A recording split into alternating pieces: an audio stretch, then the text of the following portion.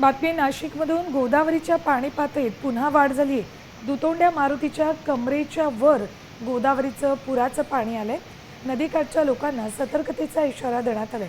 गंगापूर धरणातून पाण्याचा विसर्ग वाढवल्यानंतर रामकुंड आणि गोदा घाटाच्या पाणी पातळीत वाढ झाली आहे। गंगापूर धरणातून 5186 क्युसेक वेगानं विसर्ग सध्या सुरू आहे।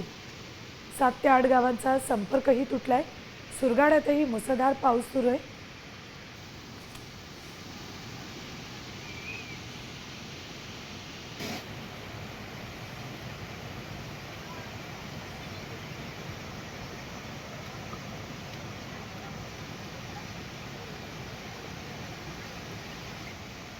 गोदावरीला गेल्या 16 ते 17 दिवसापासून पूर आलेला आहे।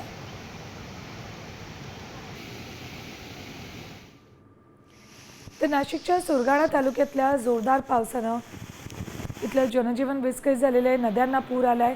त्यामुळे 7 ते 8 गावांचा संपर्क तुटलेला आहे। दांडीची बारी इथे दरड कोसळली आहे आणि विजेचे खांब पडल्यामुळे काही गावांचा विद्युत पुरवठा खंडित झाला आहे। नद्यांना मोठ्या प्रमाणावर पाणी असून संपर्क तुटलेला आहे। गावांचे नागरिक जीव धोक्यात घालून नदी पार करताना दिसत आहेत।